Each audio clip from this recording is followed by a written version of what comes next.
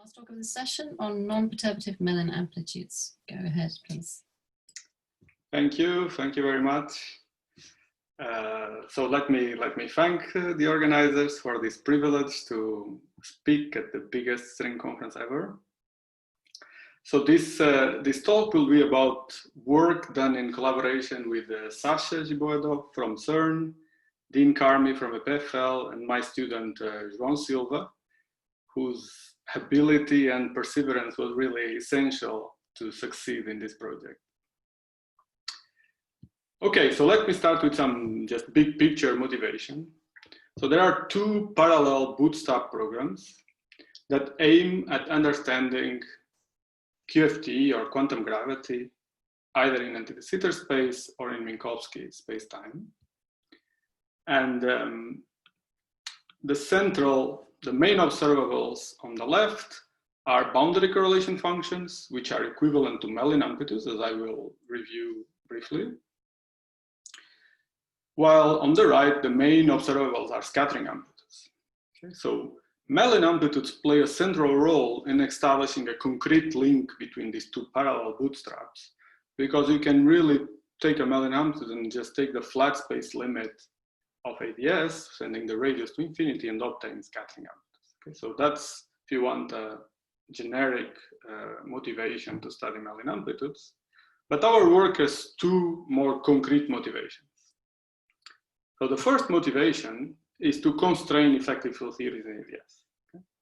So a possible question is, does any seemingly healthy effective field theory in ADS can be UV completed to a consistent CFT?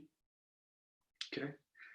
And so this question, you can answer yes or no. So if you are a hardcore string theorist, you're probably going to answer no.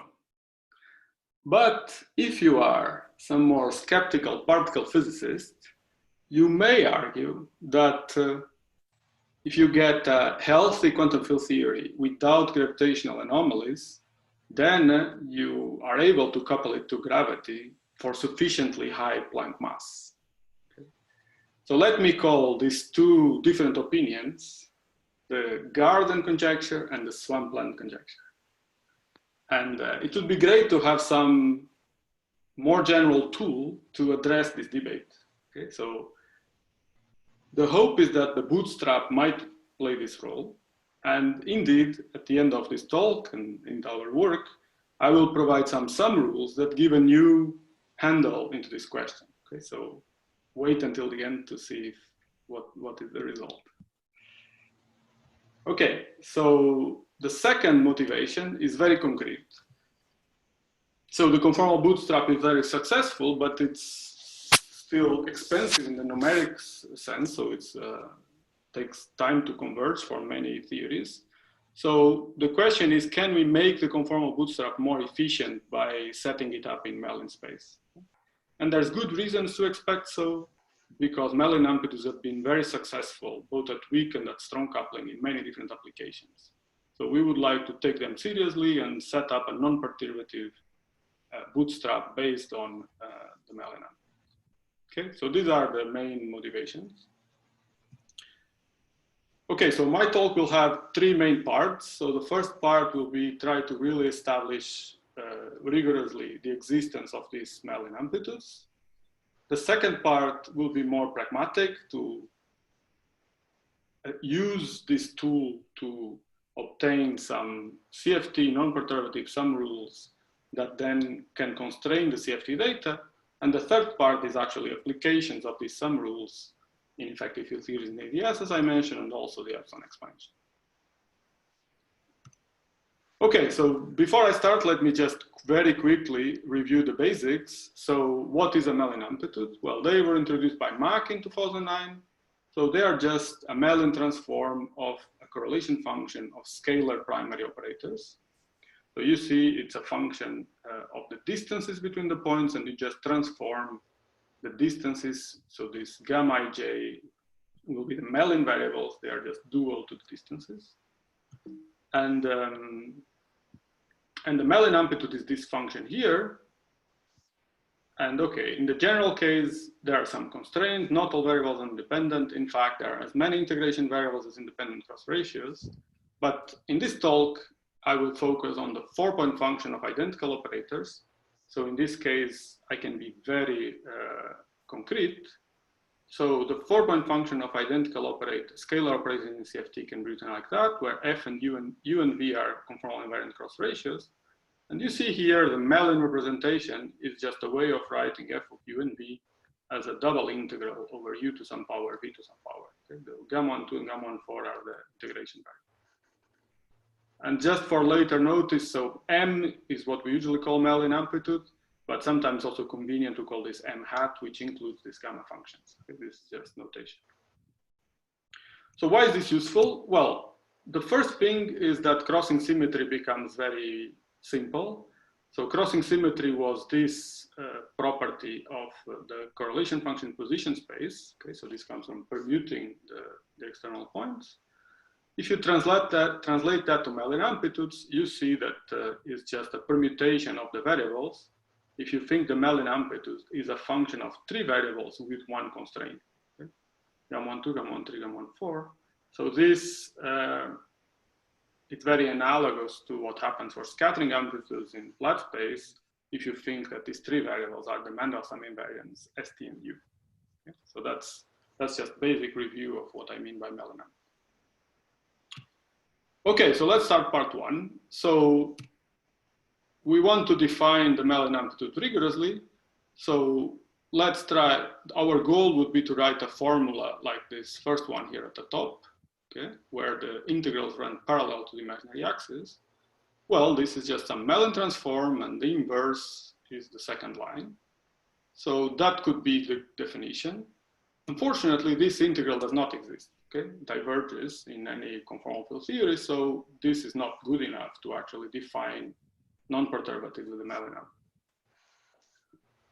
Okay, so now the basic idea, our basic strategy is very simple. We will just split this integral from 0 to infinity into 3 regions, here shown 1, 2, 3, which are actually related by crossing symmetry. So it's enough to do the integral in region 1, and then the other 2 are basically obtained by permuting the arguments. And the integral defines, we call that the K-function. Okay, so it's an integral from 0 to 1. And now the advantage of this integral is that now it's really well defined, because as long as you take gamma 2 and gamma 4 bigger than delta, so this is the precise condition, this actually is completely analytic and convergent integral. So that defines K. And by doing that, now you can put the 3 pieces together and you immediately arrive at the following representation of the original correlator. So you have 3 terms because each region gives a contribution. And they all look similar, but the difference is in the integration contour. So each term is defined in a different region in this plane. So this plane, you should get used to it, is like the Mendelssohn plane, if you want, for these Mellin variables. So we have 3 variables that have 1 constraint that sum to delta. So you can plot them in a 2D plane with the tilted axis like that. Okay. So each one of these integrals runs parallel to the imaginary axis over a point in the red region for the first, blue for the second, and green for the last. Okay? So this is an exact equation. And if it was not for different contours, we could just sum the integrands and define Mellin by a sum of 3 Ks. Okay, so then it's clear what we should do. We should just analytically continue the K function beyond its definition from this integral. And then we can actually do it, deform the contours to the same contour and sum the integrands. So before doing that, let's just do an example of these K functions. It's already instructive. So let's take the 4-point function of a mean field theory. So this is just the disconnected part of the 4-point function. We can compute K, it's an elementary integral. And now you sum the 3 Ks that define the Mellin amplitude and you get exactly 0. Okay? So this is already something we learned. In this definition, the Mellin amplitude does not see the disconnected part. Okay? So the Mellin amplitude is the analog of the connected part of the scattering amplitude. Okay, so now let's address the problem of analytic continuation. So we have the function analytic in this quadrant. How to extend that to the rest? Actually, to the left, it's actually easy. We just have to use this operator product expansion, in particular the expansion at small u. It's actually the light cone expansion. And this converges inside the integration region. And we can show that by basically subtracting the leading singularities, we can extend the function to this region. Okay, so let me not give you all the details and just give you here the result. What you'll find, not surprisingly, is that you find poles at, let me show you here. So here you have powers of u, which are controlled by the twist tau of the exchanged operator in the operator product expansion of the external operators. Okay? So tau is the twist, so this is a very important variable in this talk, so keep it in mind. And since powers of u appear and you're integrating a Mellin transform like that, it's no surprise that you'll find poles when gamma 1, 2 is here. And of course, by crossing symmetry, you can also continue to this region. This function is symmetric under permutation gamma 1, 2, gamma 1, 4. And therefore, that's the analytic structure. So I would like to emphasize that since it's the twist that controls the position of the poles, we get accumulation points of poles. Okay, so it's well known, so from this work here from 2012, that in any CFT, there are double twist operators. So by that, what we mean is that there are operators that if you go to large spin, their twist approaches 2 delta plus 2n, okay? So this anomalous twist, if you want, goes to 0 at large spin. And that gives accumulation points of poles in the Mellin amplitude at 0, -1, so on. So actually, this is even richer because you don't have only double twist operators, you have triple twist, quadruple twist, so you have a nested accumulation points. Okay, so triple twist will give you accumulation points of accumulation points and so on and so forth. And in fact, it's an open question if the twist spectrum of a CFT in higher dimensions is discrete or continuous or dense if you want. Okay. In fact, it has recently been shown that in 2D irrational CFTs with C greater than 1, it's actually continuous or dense, the twist spectrum. Okay. So that shows you that the analytic structure of the Mellin amplitude is rather complex because it has all these essential singularities from accumulation points. Okay, so finally, let me just mention what happens in this corner here. So in this corner here, we don't have a full answer, but the natural guess is that you don't have anything else, that the only poles are the poles, the OPE poles that exist already in the other two quadrants. And we call this the maximum Mellin-analytic conjecture. So what is the motivation for this? Well, one motivation comes from mathematics. So maybe you know this theorem. So there is a theorem in mathematics of analytic functions of two variables, that if a function is analytic in a tube, which is what we have here, so it's analytic for any value of the imaginary part and some domain of the real parts, then it's analytic in the convex hull of this tube. So if it was not for the accumulation points of poles, this theorem would actually imply precisely this maximum analytic conjecture. Okay? So because we have accumulation points of poles, you cannot apply this theorem directly. So the best we could do rigorously was to prove this conjecture in this small triangle when the minimal operator, when the external operator is the minimal twist. So this is already quite strong because this triangle includes the crossing symmetric point. So this is the point where these three variables, gamma 1, 2, gamma, are equal and equal to delta over 3. So this is the natural point to bring all the contours together. And in particular, we arrive at this final straight contour formula where we can write the scattering, the correlator, as a Mellin representation now with a straight contour. Everybody is in the same contour. And there's some extra terms that were produced by when we brought the three contours to the same contour. We crossed some poles, so that produces some extra contributions. But now this contour is on top of this crossing symmetric point here at the center of the Mandelstam plane. And in particular, if you apply this to the 4-point function of the sigma field in the Ising CFT, in the 3D Ising CFT, you find that actually the only subtractions that you need here are the disconnected part. So we proved that the 4-point function of the correlator in 3D Ising has indeed this straight contour Mellin representation. Okay, so that concludes the part 1. So now in part 2, we'll be a bit more pragmatic, and we'll really try to take this Mellin amplitude seriously and construct some rules that constrain CFT data. So the first ingredient that we need is Regge boundedness. So this is quite well understood already in previous work, so I'll be very fast. So the idea here is that if you take the Regge limit of a 4-point function in position space, so that's shown here in this picture, in terms of cross ratios, that corresponds to u going to 0 and v going to 1 after some small some analytic continuation, so shown here by this monodromy e to 2 pi I in v. And one can show using the OPE that is still convergent in the S channel that this is actually bounded by the Euclidean 4-point function in this limit. And so this is bounded one can derive just from CFT. And now if you use a Mellin representation of these correlators, you conclude that the Mellin amplitude cannot grow faster than linearly when one variable is fixed, so gamma 1,4 is fixed, and gamma 1,2 is going to infinity along the integration contour, okay, so along the imaginary axis.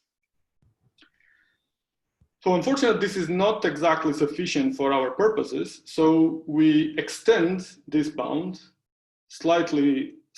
So what we will use is that actually this bound applies not just when you go along the imaginary axis, when you go to infinity along the imaginary axis, but when you go to infinity in any direction of the complex plane, except along the real axis.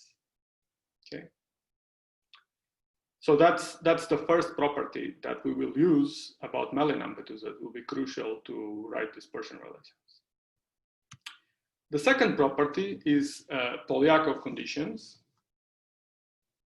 So what are these?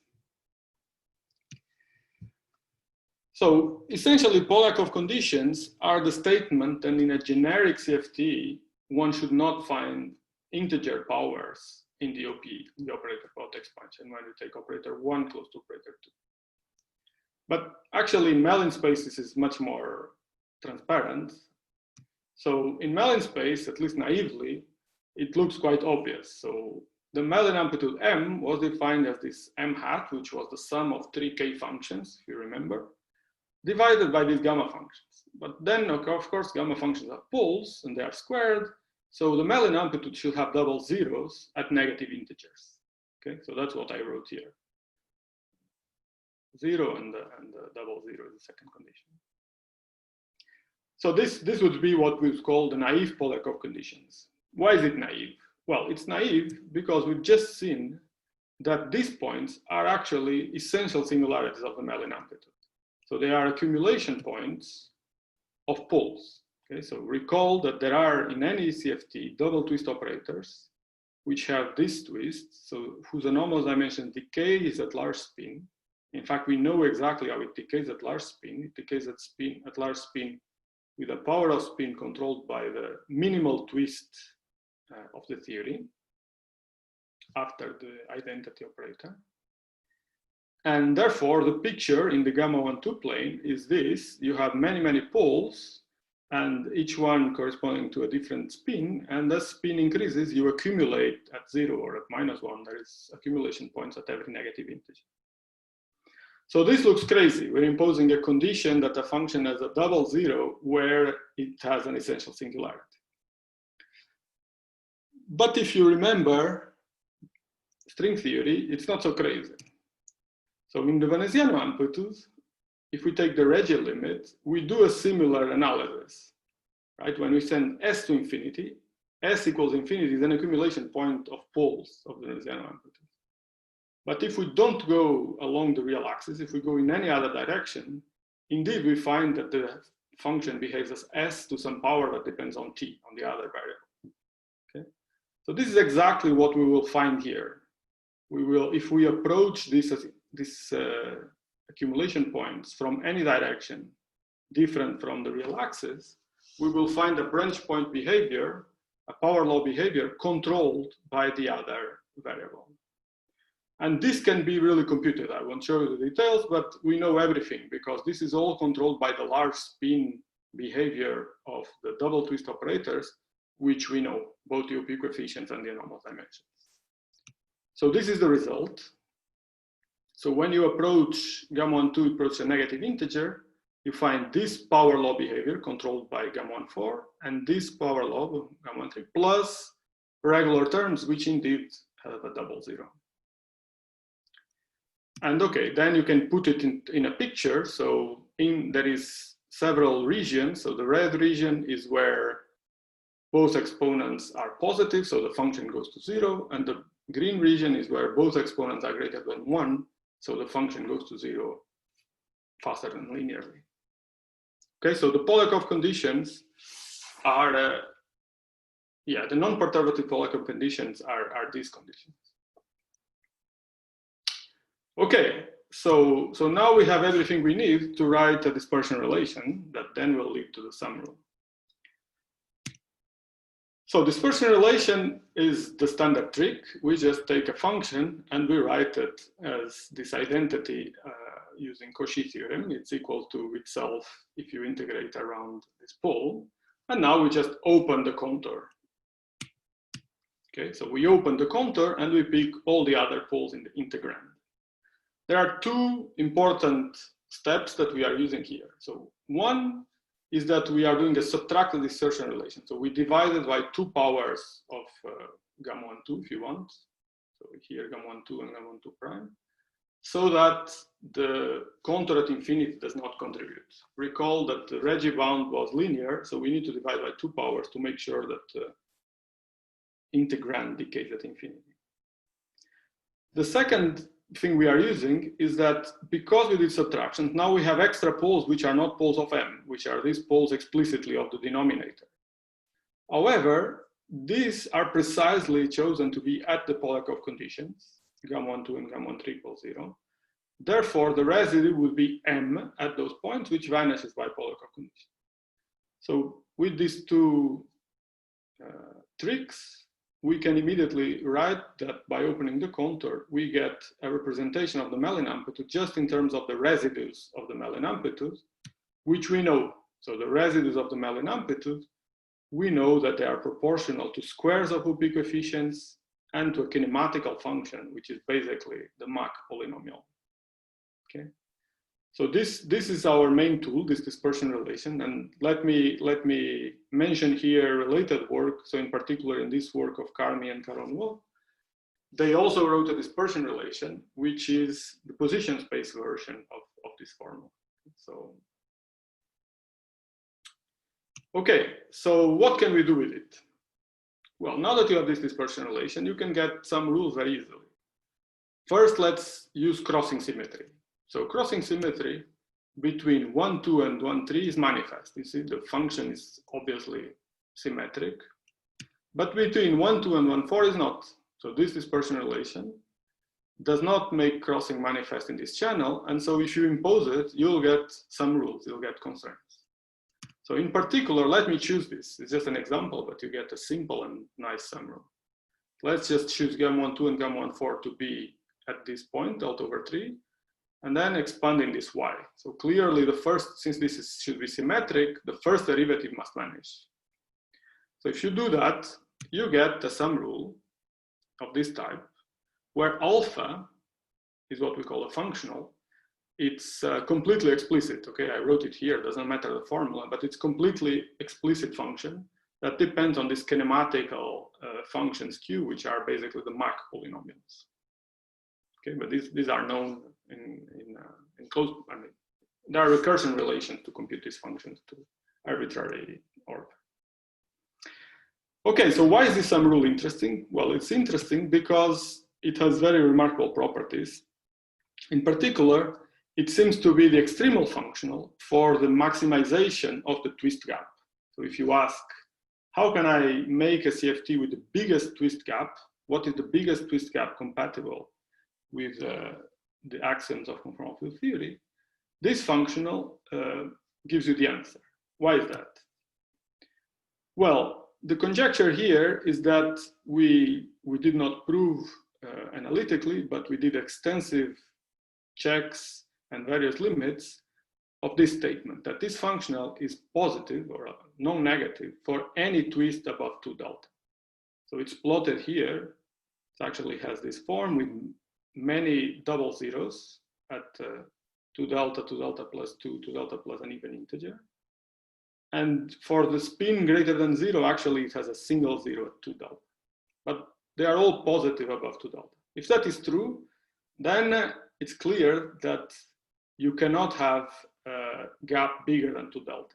Because if you have gap bigger than 2 delta, you will have a sum of positive things being equal to 0. So the best you can do is put 2 delta, and then you have all the zeros, and that's just mean field theory. Okay. Okay, so finally we did some checks. So this functional was obtained under some assumptions, which we did not fully prove. So we like to test it, and we like to test it non-perturbatively. So the best model to do that is to take the 3D Ising model, where we have lots of data. And in this model, this functional takes a very nice form. So because of this property that it's positive above 2 delta, most operators contribute here positively on the right, and only the leading Regge trajectory, so the operators below 2 delta, there is only one operator per spin, contribute negatively on this side. And we know a lot about all these operators. So for example, from this paper by David, you can pick up all the CFT data and you can compute this sum. So from the stress tensor and all the other spins. Okay, so the tail, you use some large spin asymptotics, you sum the tail. Okay, so on this side, we're pretty confident that we know that this is the number. On the right-hand side, it's harder because it's all the spectrum. We don't know all the spectrum, but we know a lot of operators. Okay, so David gives us tables of all OPE coefficients and anomalous dimensions of a long list of operators. So we took that and we computed this sum, and we got that. Okay, so you can check that this matches up to 3% error. So it's perfectly compatible with the operators that are missing here, filling up the gap and satisfying this sum rule. So we take this as evidence.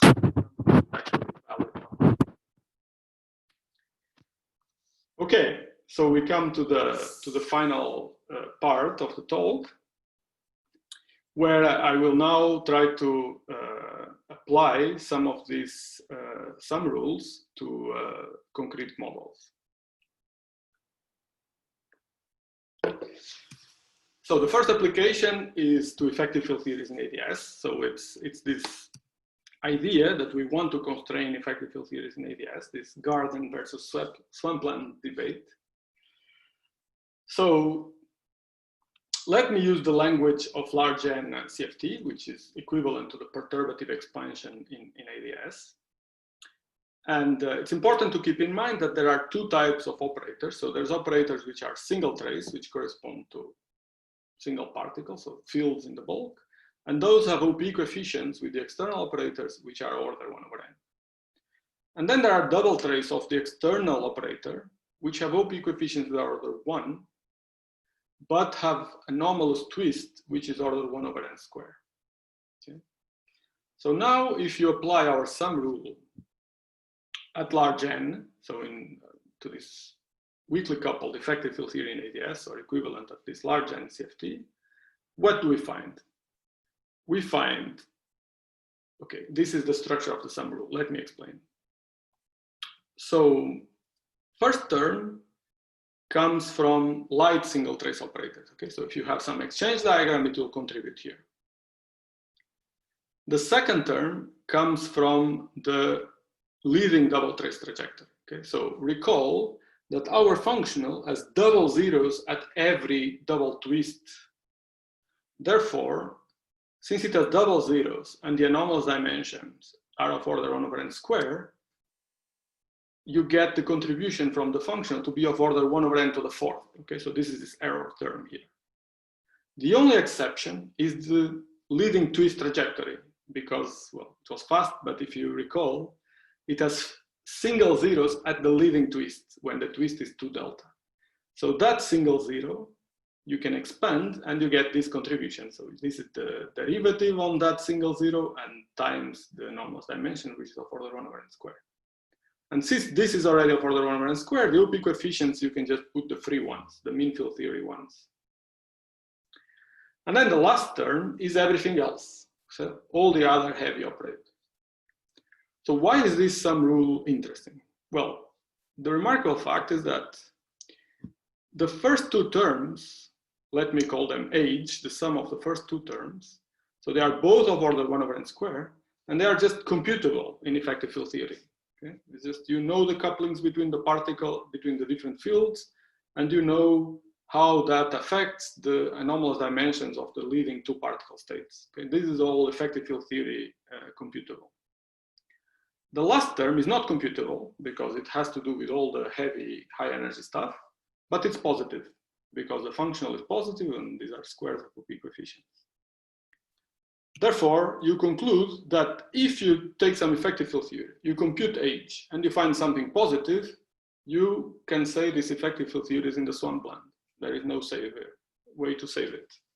Okay?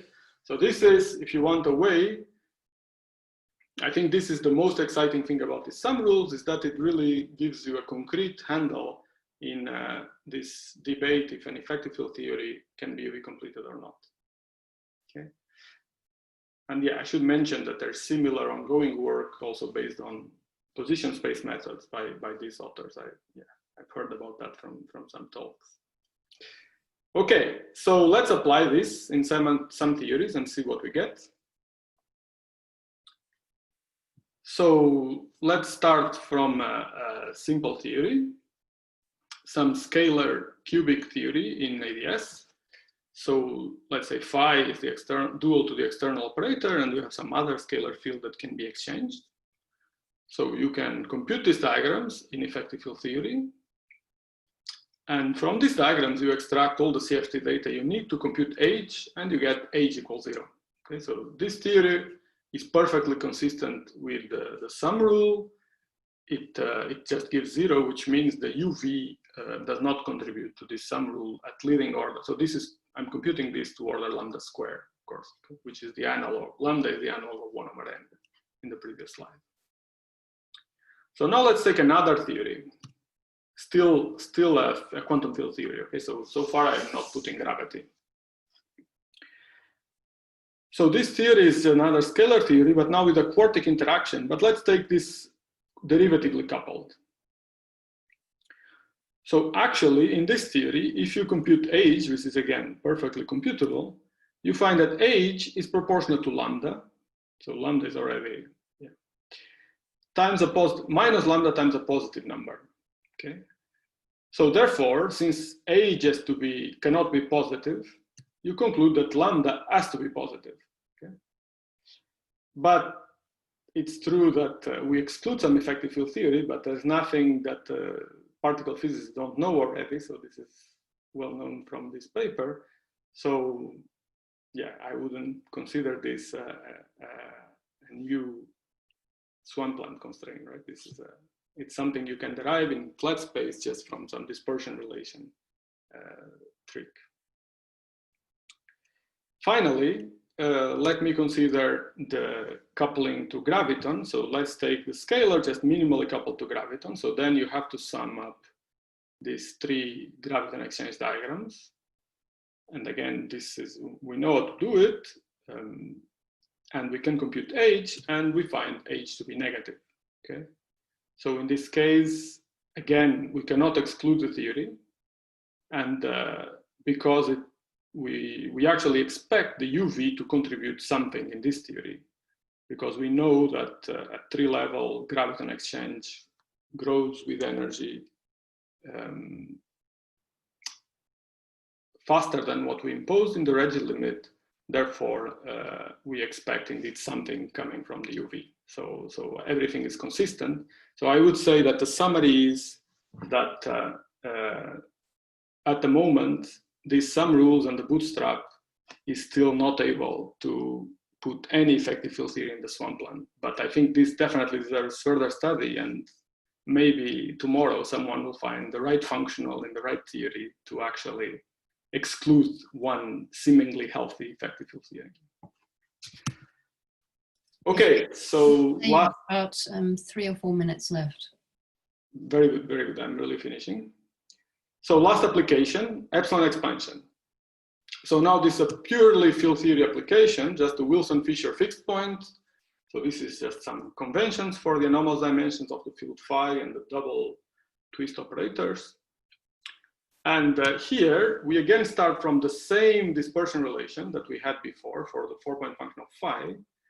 But we, instead of imposing crossing, we impose another Polyakov condition. Okay, we found this to be more convenient. So if you impose the next Polyakov condition at gamma 1 2 equals -1, you get an equation for any value of gamma 1 4, or actually for gamma 1 4 in a given range. Okay, but it's still a free parameter. So this is actually an infinite number of equations, which if you work through them carefully, I don't have time to explain, you can show that this equation fixes all anomalous dimensions to leading order. Okay, so the anomalous dimensions, so all phi square if you want, and the leading twist trajectory. And in fact, well, but this is the usual story. If you also impose that the stress tensor does not have an anomalous dimension, then that will also fix the anomalous dimension of phi itself. So this is work in progress, but we clearly see that by imposing other Polyakov conditions and taking these equations to higher orders in epsilon, we can systematically get access to more and more CFT data in the epsilon expansion. Okay? So this is very, very, very similar in structure to this Mellin Polyakov bootstrap from these authors here. But the advantage now is that really we think we have systematic equations that we can go to any order in epsilon that make this problem, this approach really systematic. Okay, so let me conclude with a list of future work. There's a lot of work to do. So first point, there's like prove our two main assumptions, the maximum analyticity and the extended Regge bound. These are the two main assumptions that go into our work. Then of course there are extensions to different operators, spinning, higher point from bound. I mean, lots of interesting problems that also would benefit from a Mellin space approach.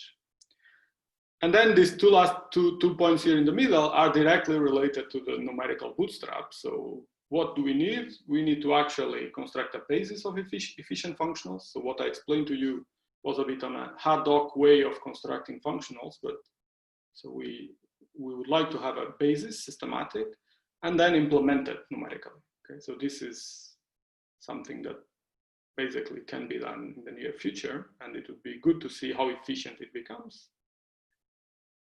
And then this I already mentioned. I think it's complete open question if we can find another sum rule that can actually place a seemingly healthy effective field theory in the swampland. It's an open question.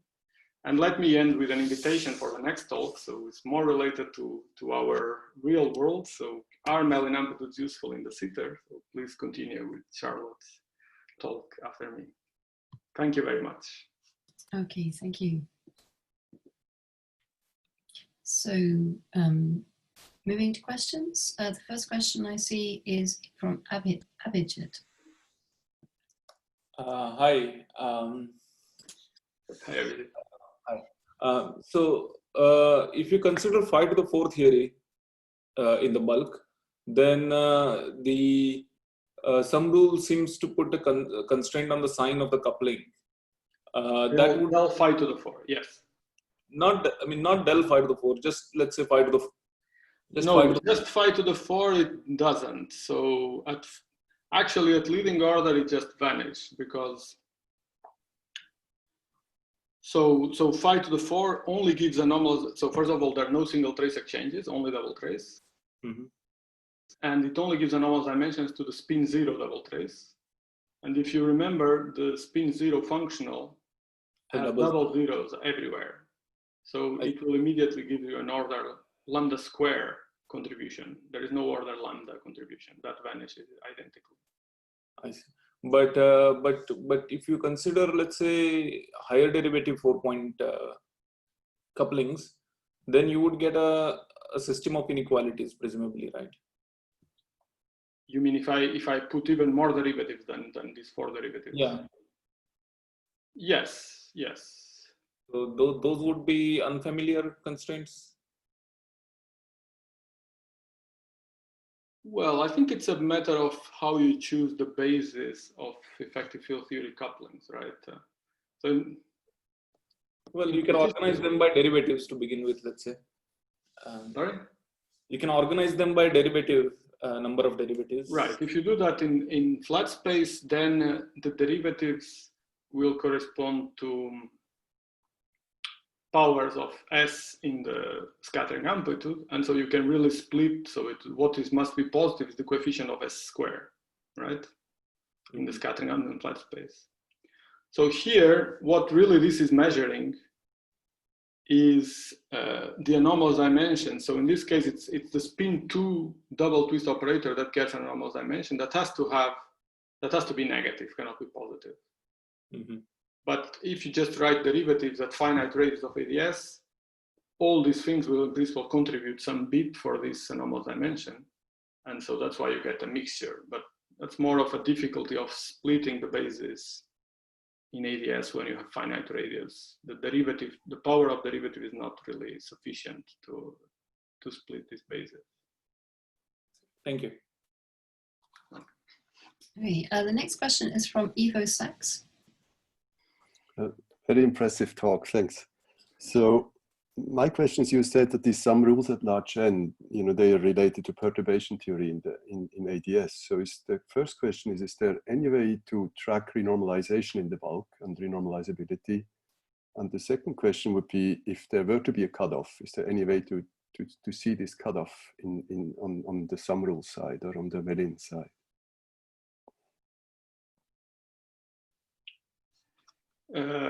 Thank you. Yeah, I think that's a good question. So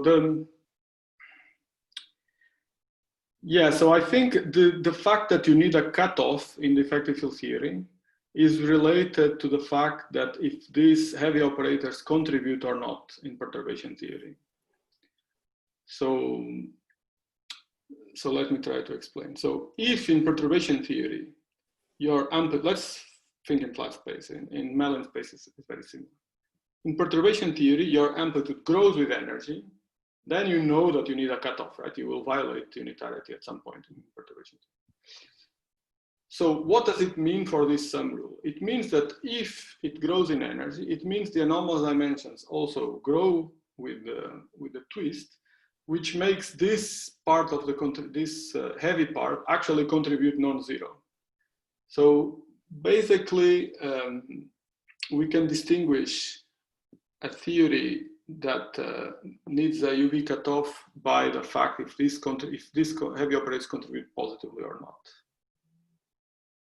Mm-hmm. Did I answer your question? Yes, about the cutoff, I think. I mean, the cutoff dependence is probably not manifest. But, you could see that there's one, but how predictions depend on the cutoff. Perhaps that might be hard to extract. Yes, that you can get some scalings. That sometimes you can get that you can show that this contribution has to enter. For example, in the case of del phi to the fourth, that you see that you get a contribution of order lambda from these two terms. Then you need also a contribution of over lambda from heavy. That you can show, but we could not compute the number. We just can show that it's of order lambda. That we can. Thank you. Thank you. Okay, I see no more questions from people with their hands up, although a number of kind of discussions in the chat. So I suggest we just thank the speaker again. And this will be the end of this session. We'll come back at 5 o'clock with Igor chairing the next session. Thank you. Thank you.